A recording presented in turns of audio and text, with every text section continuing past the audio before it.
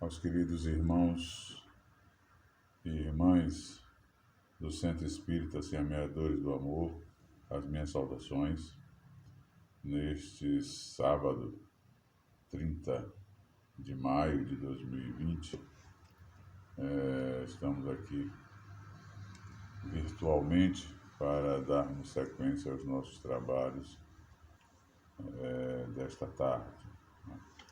E hoje nós vamos conversar um pouco sobre a questão, sobre o tema, família e evolução. Antes de entrarmos no contexto da nossa exposição, eu gostaria de iniciá-la lendo uma passagem do Evangelho segundo o Espiritismo, que é retirada do Evangelho de João, no seu capítulo 14, versículo 15 a 17 e 26, que se refere ao Consolador prometido. Nesses momentos pandêmicos, né, de tantos desencontros, de tantas situações de adversidade que estamos aí constatando, é bom fazermos as nossas reflexões em cima de algo que nos dá o parâmetro para entendermos os mecanismos da coisa, né? E essa passagem do Evangelho nos fala muito, né, sobre a questão do Consolador prometido e o que nós estamos vivendo e o que nós vamos buscar na exposição de hoje, que é a questão da família e evolução. Então, para chegarmos à família, nós vamos, antes de tudo, estar dentro de um contexto de um ser que precisa deste apoio, precisa deste núcleo, que é muito importante, para realizar este quadro evolutivo. Então, vamos ao texto do Evangelho de João. Diz o seguinte, a passagem monumental do Mestre: se me amais, guardai os meus mandamentos, e eu rogarei a meu Pai, e ele vos enviará outro Consolador, a fim de que fique eternamente convosco. O Espírito de verdade, que o mundo não pôde receber, porque o não ver e o absolutamente o não conhece. Mas, quanto a vós, conhecê-lo-eis, porque ficará convosco e estará em vós. Porém, o Consolador, que é o Santo Espírito, que meu Pai enviará em meu nome, vos ensinará todas as coisas e vos fará recordar tudo o que eu vos tenho dito.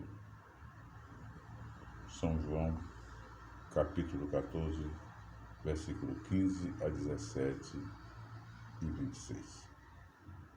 É uma passagem evangélica, aliás, como todas as passagens dos ensinos que abordam os ensinos de Jesus, todas elas têm a sua ressonância gigantesca, né? E essa vem nesses momentos que nós estamos enfrentando, nos propiciar consolo, nos propiciar certeza, nos propiciar entendimento dos mecanismos das coisas como elas estão aí se passando, né? Vem assegurar o que o Cristo já tinha nos prometido e mais tarde, com a chegada do Espiritismo, trazendo sobre a égide, né, sobre a presidência do Espírito de verdade, nos explicar as situações que nós encontramos, nós que nos deparamos na vida e dentro de um contexto evolutivo marcante, e que isso tudo tem lá como parâmetro fundamental a família. Quem é que pode pensar em evolução sem saber conduzir os valores familiares como é importante e necessário, né, dentro de uma perspectiva de vida que as pessoas estão totalmente, totalmente à parte, né? Totalmente ignorando, eu não sei por que razão ignoram tanto a questão dessa estrutura familiar, banalizando como estão banalizando, né? Vulgarizando este, este instrumento fundamental na vida da criatura humana quando se pensa em termos de organização. É lamentável, mas tem que ser dito. E nós vamos, dentro deste contexto, realizar as seguintes considerações. Né? Eu busquei um pensamento de Leon Denis, né? O grande filósofo, o grande espírita, o grande continuador do trabalho de Kardec, né? Quando ele nos apresenta a questão dos momentos da alma, né?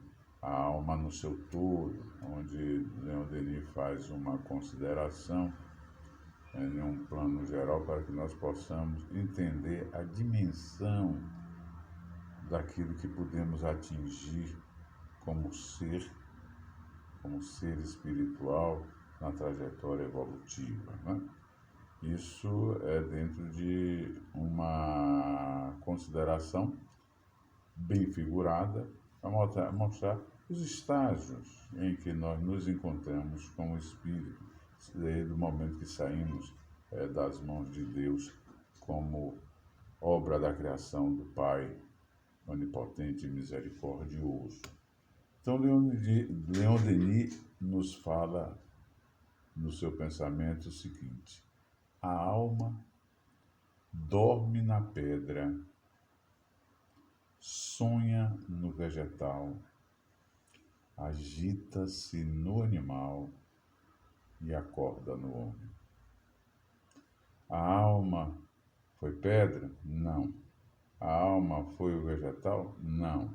A alma, o ser animal? Sim. Na hora da vida física, é o animal racional como é o homem. Mas ele mostra que a saída, né, o grande ponto é que nós saibamos que temos uma origem mais rudimentar, é que mostra a misericórdia e a perfeição de Deus.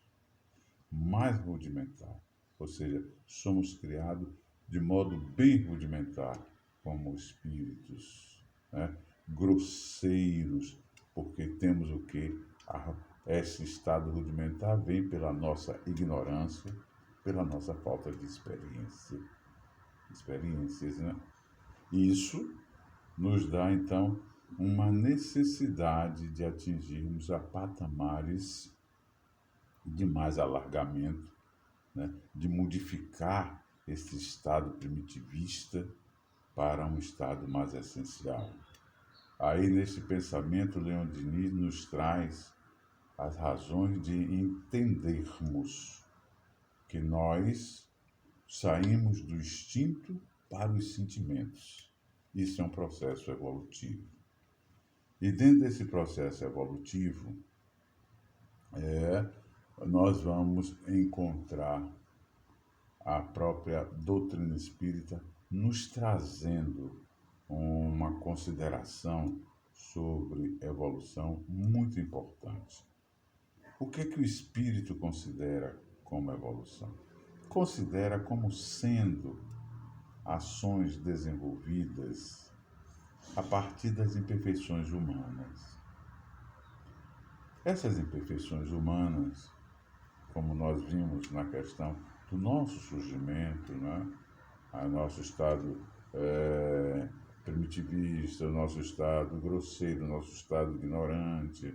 Então, aí está a instância, aí está a instalação das nossas imperfeições, mas é para nós sermos imperfeitos todo o tempo? Não. Então, por isso, é o que vem o processo evolutivo.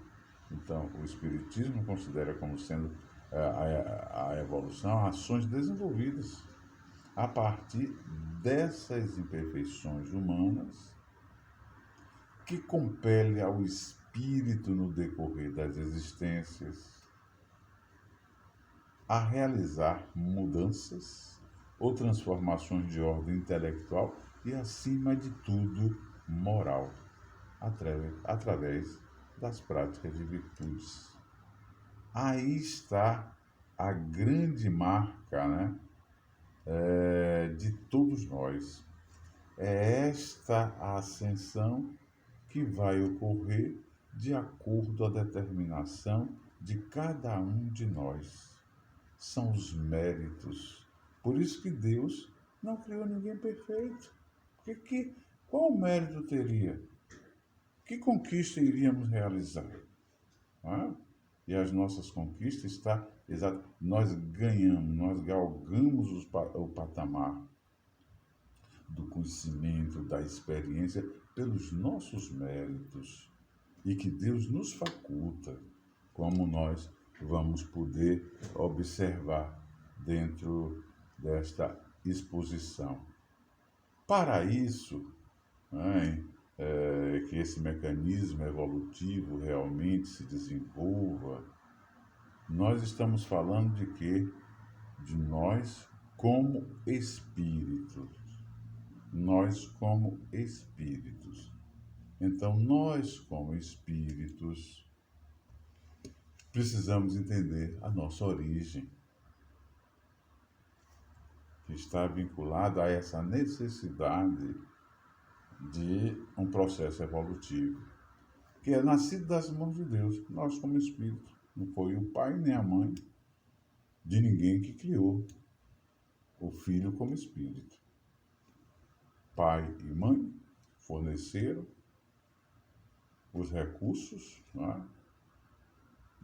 monumentais, que é o recurso através do mecanismo da concepção, a condição daquele ser espiritual chegar a um santuário nobre, digno, que é o santuário do corpo físico. Então, antes de estarmos no corpo físico, gerado pela concepção, nós existimos no mundo espiritual como espíritos imortais, porque somos filhos de Deus antes de serem filhos de nossos pais.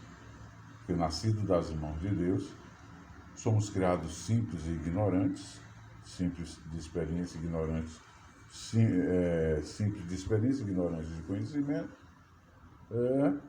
mas Deus nos cria pelo simples fato de criar um montão de espíritos. Não, cria com uma finalidade, porque tudo na obra de Deus tem uma finalidade justa, perfeita e harmônica. E Ele nos cria para fazermos parte, do seu contexto de criação. E para fazermos parte desse contexto, precisamos progredir. Simples e ignorantes, somos neófitos. Sem conhecimento, sem experiência. Então, Ele nos cria para que nós realizemos as nossas tarefas de progresso, que são esse processo evolutivo. Então, nós somos criados para progredir através das lutas e tribulações da vida corporal. É no mundo físico que nós exercitamos as nossas capacidades. No mundo espiritual exercitamos, sim. Mas lá, a vida se apresenta em uma outra dinâmica, em uma outra dimensão. A dimensão física nos traz, talvez, restrições e impulsos para sabermos arbitrar. O princípio do equilíbrio, o princípio do discernimento, o princípio da responsabilidade, o princípio da solidariedade, das virtudes. É onde nós aprendemos a exercitar isso com mais determinação. Porque o mundo espiritual é virtude todo o tempo. O mundo físico é virtude, sim, permeada das nossas tribulações que estamos aí, o quê? Absorvido pela condição densa do corpo físico para nos exercitarmos a aplicabilidade correta desses princípios e virtudes. Tá? Então, quando Deus nos cria como espírito, Ele está nos dando esta grande oportunidade para o progresso. E nós vamos ver que Ele nos permite isso pela situação das tribulações da vida, né? É o espírito criado pelo Pai misericordioso, onipotente, justo, bom que é Deus. Ele vai facultar a este filho amado a existência física, que no seu primeiro momento é a encarnação. Depois desses momentos, será as reencarnações, as existências, né, que vão se sobreporem para nos levar cada vez mais a um aperfeiçoamento, que é um processo evolutivo. Né? Então, a encarnação e reencarnação dos espíritos tem uma finalidade. E Deus nos impõe, né, impõe a todos nós como espírito, com o fim de nos levar à perfeição. Olha lá, saímos do estado primitivista para o estado mais essencial da criação. Né? Mas para chegarmos a esta perfeição, ele nos deve nos propiciar os mecanismos como ele nos propicia, e esses mecanismos faz com que tenhamos aí, olha, as nossas transformações. Esses mecanismos, através das existências corpóreas, sofrendo as vicissitudes, nós vamos nos lapidando. Os espíritos também nos revelam que o mundo espiritual, de que a encarnação e a reencarnação têm ainda outra finalidade, que é de pôr o espírito em condições de enfrentar a sua parte na obra da criação. Olha que responsabilidade de cada um de nós, né? E muita gente está negligenciando esta grande oportunidade. Quantos de nós estamos negligenciando, né? É lamentável, mas é a grande realidade, infelizmente, né? E esses processos reencarnatórios, que têm estas finalidades importantíssimas e necessárias para todos nós como espíritos, é que nos leva, né, à condição de conhecermos a constituição humana. Né? Quando o Cristo anunciou, né, a vinda do Consolador prometido, e quando ele diz que o Consolador prometido viria no seu tempo devido, que era o tempo em que o homem poderia compreender a mensagem, porque antes lhe faltava o amadurecimento. E ele vem, então, no tempo predito por Jesus, o Consolador prometido chega através do Espírito de verdade e nos trazendo, né, conhecimentos que Jesus já tinha nos sinalizado, mas não poderia colocar porque nos faltava a questão do entendimento. E também vem o Espírito de verdade, como Consolador prometido, nos trazer dentro desses conhecimentos os esclarecimentos quanto a cada um de nós no que tange a própria constituição humana, propiciar que nós saibamos de onde viemos, para onde vamos, porque estamos sobre a terra, né? Isso chega no momento em que o homem poderia fazer as suas experimentações e daí tirar as suas conclusões, né? De modo concreto, dentro de conhecimentos bem elaborados e discernido para uma razão plena. É onde nós então vamos ver a questão da constituição humana. É quando nós passamos a ter aí a que sabemos da reencarnação, é o espírito chegando na constituição humana, essa constituição humana, o espírito para poder chegar a essa constituição humana, ele vem o quê? Cercado de várias situações, desde o seu primeiro momento existencial, que foi a encarnação. E a partir daí, isso só vai se alargando, esses componentes, né, legado por Deus, para nós podermos realmente executar o nosso processo de transformação com a evolução.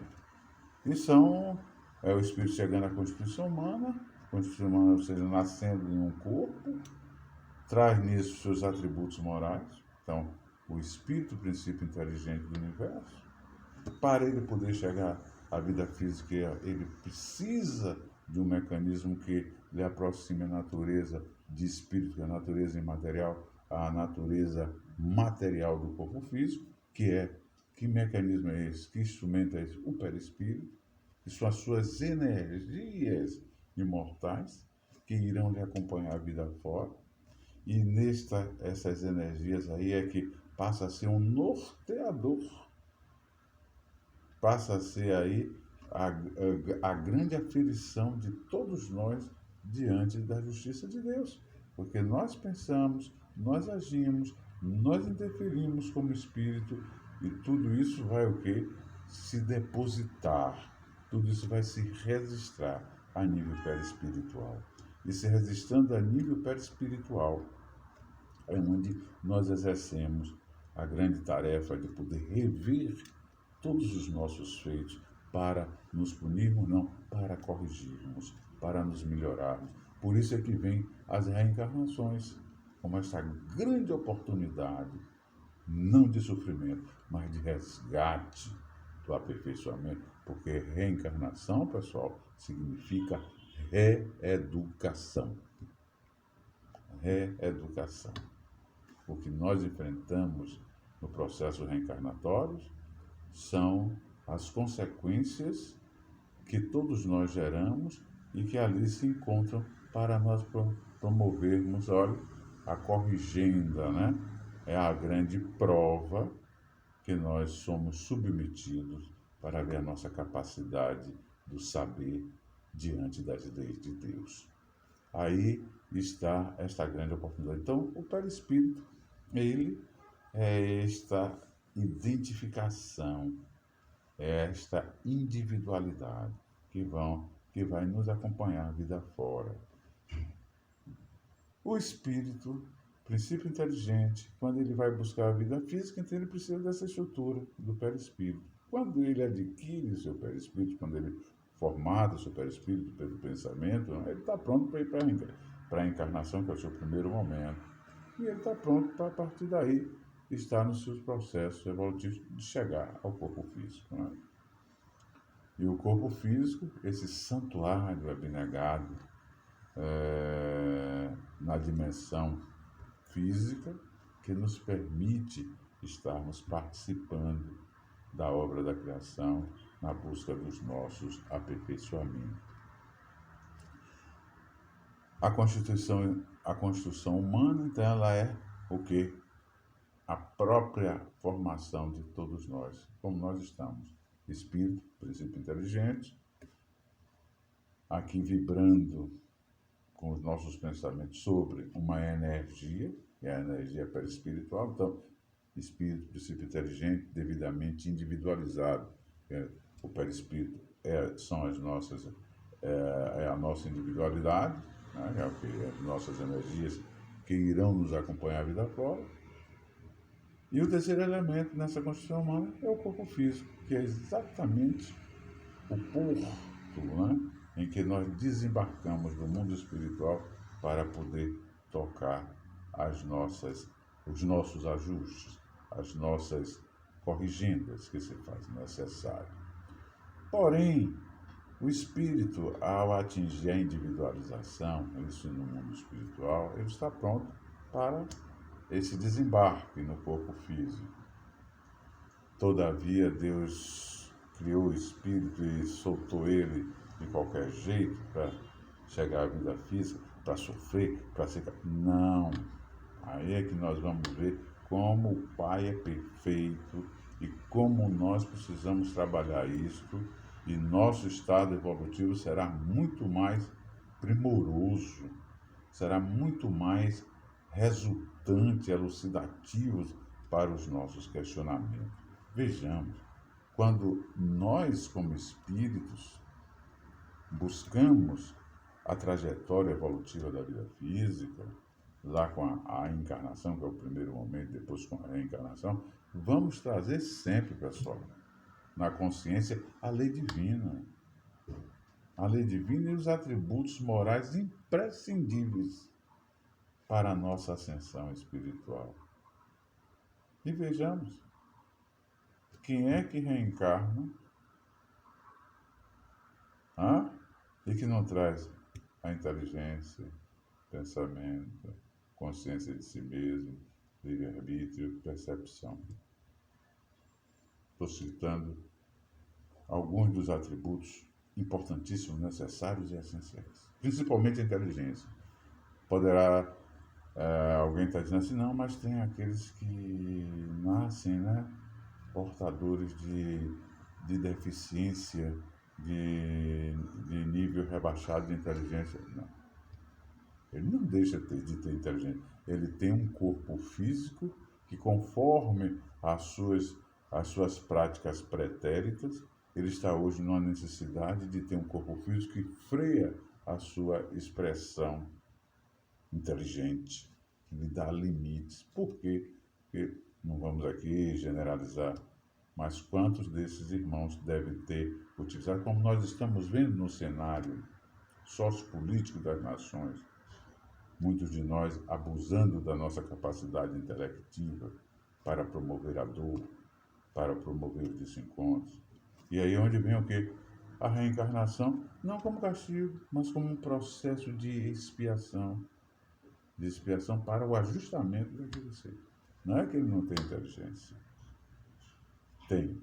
É tanto que quando esses seres que nos apresentam assim como um rebaixamento de inteligência, né, se eles são levados a um processo de uma análise, de uma regressão de memória, nós vamos ver quem está ali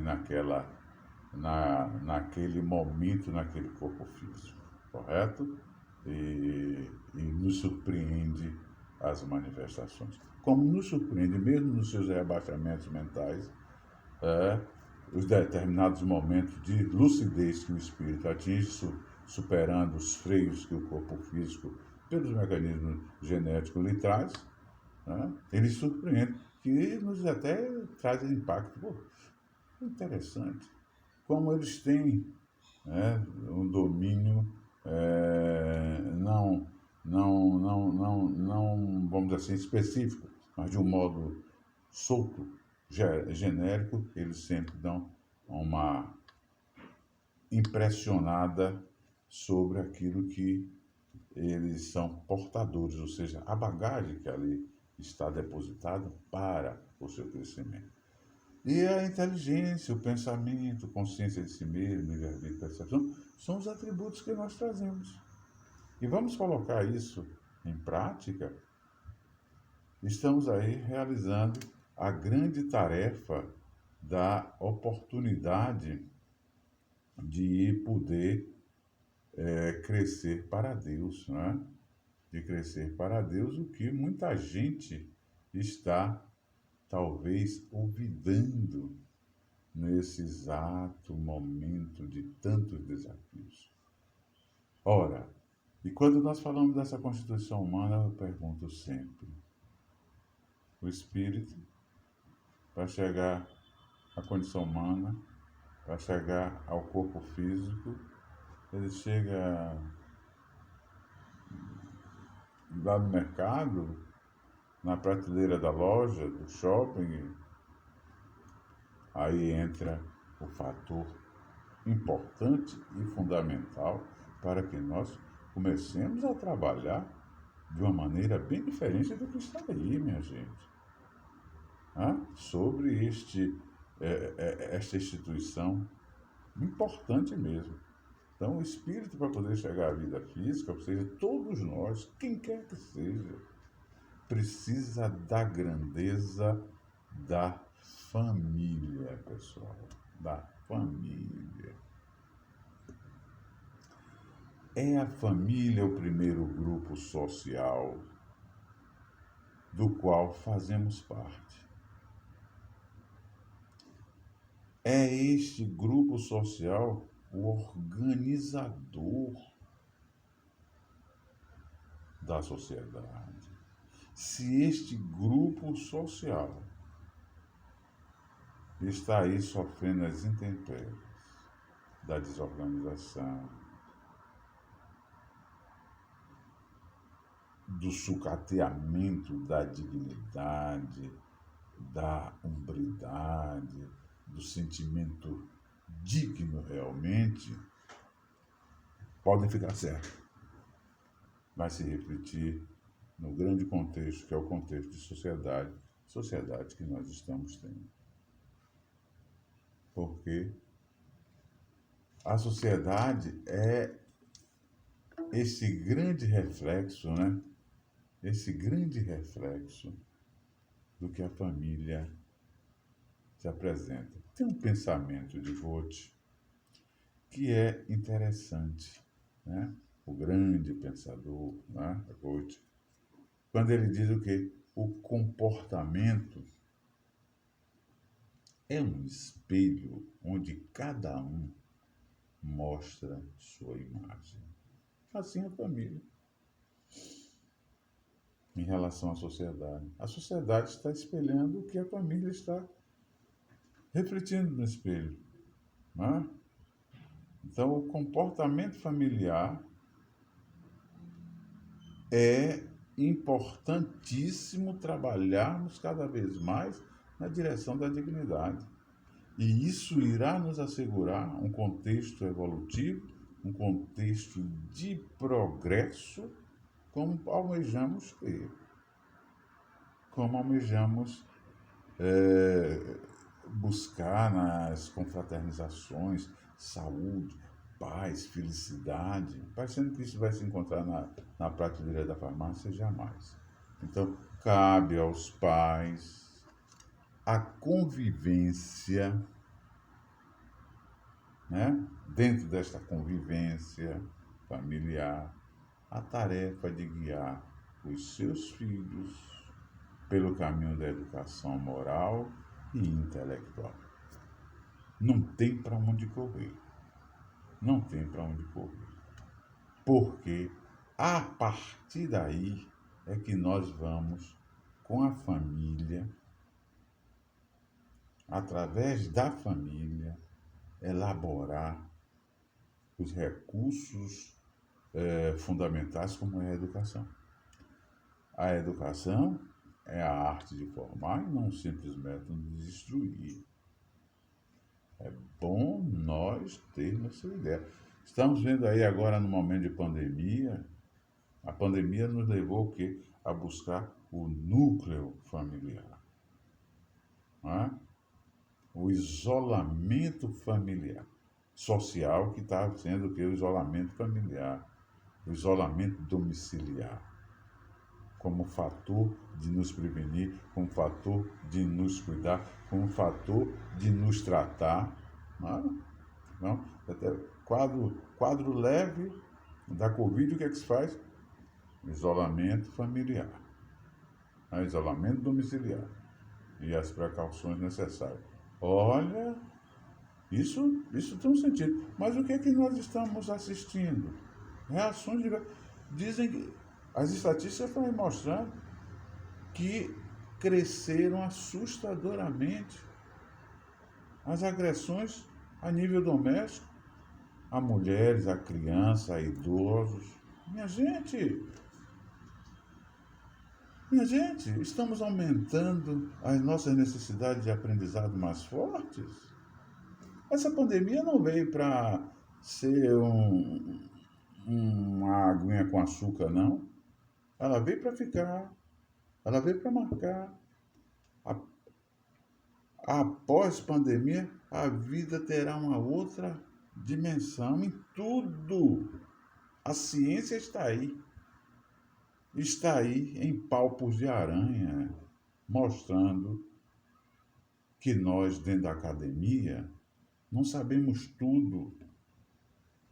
Baixar mais as vaidades, o cientificismo exacerbado. Eu nunca vi tantos trabalhos incompletos como estão aí com esta onda de pandemia. Trabalhos acadêmicos, científicos, necessitando da validação de pares. Peraí, nunca vi. E outras, todos eles indefinidos. O que mostra que o homem precisa ter humildade. A empáfia da vaidade não é o caminho. E nós estamos assistindo essas violências domésticas. Minha gente, não entenderam de que esses antagônicos era o momento de desbastar suas arestas e repensar a dimensão familiar para uma primazia eficaz de verdadeiramente sentido de conquistas, de valores. Estão perdendo essa oportunidade. Paciência, é um problema de cada um, é o livre-arbítrio de cada um, não é? E que precisa ser respeitado. Então, quando nós falamos sobre a importância da família, isso nos remete de que a família tem o abrigo e a importância do lar, pessoal. É o lar que vai abrigar, é nas telhas que nos abriga, né? Que aí se evidencia e se caracteriza a presença do lar, em que a paz do mundo se inicia, já dizia o Cristo. A paz do mundo inicia sob as telhas que nos abrigam. Imagina você, isso é muito forte. E nós, seres tão imperfeitos, não vamos continuar sendo justificando, porque eu sou imperfeito. Nós, seres imperfeitos, na busca dos nossos ajustes, precisamos modificar esse contexto. Precisamos ter determinação, precisamos nos trabalhar. E aí nós vamos ver a família sendo abrigada por esta outra instituição que é o lar. E se torna o quê? A primeira escola na renovação da humanidade. E isso nós precisamos disseminar, ensinar dentro do seio do lar, ensinar para a família, que são os nossos educandos primeiros, são os nossos participantes desse primeiro grupo social, é ensinar a não desenvolver desigualdades, a acumulação desenfreada e egoísta dos bens materiais, para quê? Para fomentar subjugações, disputas, brigas, crimes, como nós estamos vendo, dentro da família. É ensinar a não desenvolver as disputas e tentativas de dominação pela violência do orgulho. É isso que nós precisamos trabalhar, pessoal. E precisamos trabalhar forte para que possamos chegar ao que buscamos, a entender a evolução de cada um de nós, a entender a evolução de nós como espíritos imortais, assegurada pela misericórdia de Deus, assegurada pelos recursos que Deus nos lega com os nossos atributos. Vamos enriquecer essa grande conquista e modificaremos o mundo e não estaremos aí tão assustados, tão amedrontados, em pânicos como nós estamos diante das situações que a vida nos apresenta pelas nossas negligências. O que nós estamos enfrentando são as consequências dos nossos desatinos. Tá? E a evolução, ela precisa ser muito bem trabalhada, muito bem tratada por todos nós. E isso dentro do seio familiar. Com os exemplos. Não se educa por imposição, se educa por exemplos. Vamos fomentar os mais novos exemplos dentro das nossas famílias e seremos bem-sucedidos nas nossas práticas que tanto necessitamos. Né? E a evolução de cada um, ela se caracteriza pelo progresso realizado através da educação que nos assegura a grande prática, que é a prática da lei de justiça, de amor e caridade. Aí está a marca indubitável da nossa caminhada evolutiva. E a cada um que tem a sensibilidade de colocar no seu dia a dia esse sentimento de justiça, de amor e caridade, tenham confiança, tenham humildade, que estão trilhando no caminho das leis de Deus. E será bem assistido, e será bem acompanhado, e será, antes de tudo, bem inspirado nas suas determinações, às vezes, muito difícil, de desafios, às vezes incontestes, que se não se tiver a resignação, fraqueja. Mas é para poder medir a nossa resiliência e a nossa capacidade em persistir nos princípios das leis de Deus. Aí está a família e a evolução para o nosso aprendizado, né? Para as nossas conclusões, e que possamos daí refletir um pouco melhor sobre o que Deus pode nos propiciar dentro de um mecanismo de compreensão, de um mecanismo bem assimilado por todos nós para conduzir esses desafios, que é a grandeza do nosso aprimoramento diante da caminhada que está sempre a aguardar pelas nossas atitudes. Eu gostaria de encerrar a nossa exposição pedindo a todos que se acomodem, né, no seu conforto, que estão aí assistindo, graças a Deus, nas suas condições.